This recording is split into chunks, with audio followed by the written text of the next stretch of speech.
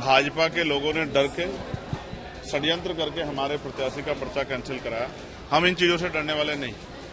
जिन सीटों में हमारे प्रत्याशी लड़ रहे हैं बेहद दमदारी से लड़ रहे हैं। मेरा विश्वास है कि आजाद समाज पार्टी का प्रतिनिधित्व इस बार विधानसभा में जाएगा। ट्रेन ने बुलंदशहर क्रॉस किया, किसी असामाजिक तत्व ने ट्रेन पर पत्थर फेंका, जिसमें मुझसे आगे 2-3 जो चेयर्स हैं उनके आगे वाले जो एक यात्री थे उनका शीशा चकनाचूर हो गया, उनको चोट भी लग सकती थी।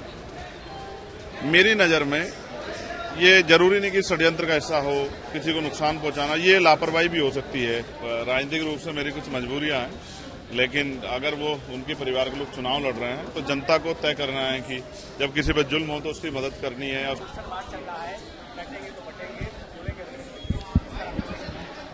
मैं तो उस पर बात रख चुका हूं कि पढ़ेंगे तो आगे बढ़ेंगे। डॉक्टर बाबा साहब अम्बेडकर ने कहा था, शिक्षित बनो, संगठित रहो, संघर्ष करो। तो हम लोग जागरूक करें लोगों को और वो अपने अधिकारों के प्रति जागरूक हों, तैयार हों अपने छिने हुए अधिकारों को लेने के लिए। उसके जरिए जो है उनका जो जीवन है वो आत्मसम्मान का हो, अधिकारों का हो। तो हमने जो नारा दिया है वो यही है कि पढ़ेंगे तो आगे बढ़ेंगे और साथ साथ चलेंगे। बटेंगे जैसे बयान से क्या प्रभाव पड़ता है? मुख्यमंत्री जी को जवाब देना चाहिए। जब वो मंच पर खड़े होके हरिजन और गैर हरिजन की बात करते हैं, बांटा किसने? पहले ब्राह्मण, क्षत्रिय, वैश्य में, फिर जातियों के आधार में, जातियों में भी जातियां, गोत्र किसने बांटा? आप जानते हैं कि ये सब जो है जिन लोगों ने व्यवस्था बनाई उन्होंने ही बांटा। बटे हैं सच में। अब जब इस व्यवस्था कैसे तो भी कटते थे, तो भी मरते थे, तो भी बिना अधिकार के रहते, तब भी जुल्म सहते थे, अभी भी सह रहे हैं। तो मुख्यमंत्री शायद जो है उनको एक ही लालसा है कि उनकी राजनीतिक जो है चीजें आगे बढ़ती रहे, उनकी पार्टी आगे बढ़ती है। उनको ना समाज से, ना प्रदेश से, ना देश से कोई लेना देना नहीं है कि उनके बयान का क्या असर समाज पर हो। सर, एक जब विधानसभा में आपके प्रत्याशी ने पर्चा दाखिल किया था, लेकिन उनको स्पीकर तक नहीं बुलाया गया, क्या साजिश इसके पीछे? देखिए, मैं ये समझता हूं कि जिस तरह का टिकट डिस्ट्रीब्यूशन हुआ था, भाजपा के लोगों ने डर के षड्यंत्र करके हमारे प्रत्याशी का पर्चा कैंसिल कराया। हम इन चीजों से डरने वाले नहीं।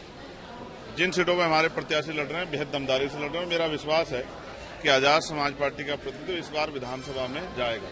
एक जानकारी मैं आपको देना चाहता हूं, हालांकि ये राजनीतिक नहीं है, मुझे नहीं पता आपके लिए इसके कोई मायने है या नहीं, लेकिन अभी मैं ट्रेन का सफर करके आ रहा हूं वंदे भारत से। C3 जिस बोगी में मैं था, जैसे ही ट्रेन ने बुलंदशहर क्रॉस किया, किसी असामाजिक तत्व ने ट्रेन पर पत्थर फेंका, जिसमें मुझसे आगे 2-3 जो चेयर्स हैं उनके आगे वाले जो एक यात्री थे उनका शीशा चकनाचूर हो गया, उनको चोट भी लग सकती थी।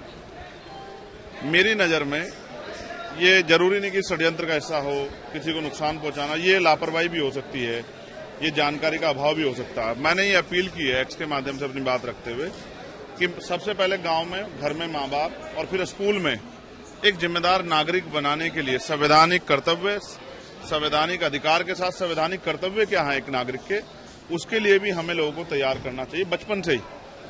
रेलवे की संपत्ति जनता की संपत्ति है, देश की संपत्ति। देश की संपत्ति की सुरक्षा करना एक जागरूक नागरिक का अधिकार है, कर्तव्य है।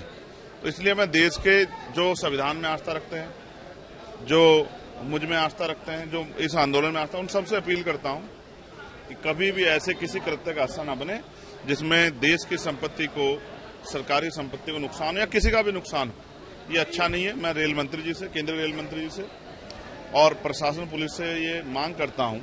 करोड़ों रुपए का नुकसान भी रेलवे का हो रहा है, जनता का नुकसान है।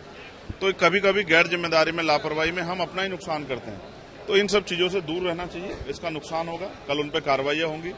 ये नासमझी खतरनाक है। इसलिए मैं अपील करता हूं सभी जागरूक नागरिकों से, उनके माता पिताओं से, बच्चों के और उनके परिवार के लोगों से कि ऐसी किसी भी घटना के लिए सबसे पहले स्वतः अपने बच्चों को घर पे जागरूक करें और फिर स्कूल में भी इसको बचपन से पढ़ाया जाना चाहिए कि क्या आपको करना है, क्या नहीं करना। सर, एक सवाल और, आप आए थे, कुछ दिन पहले कानपुर आए थे, आपने कहा था सपोर्ट किया जाएगा, आप क्या कहते हैं? देखिए, राजनीतिक रूप से मेरी कुछ मजबूरियां हैं, लेकिन अगर वो उनके परिवार के लोग चुनाव लड़ रहे हैं तो जनता को तय करना है कि जब किसी पर जुल्म हो तो उसकी मदद करनी है या उसको अकेला छोड़ना है, जनता को तय।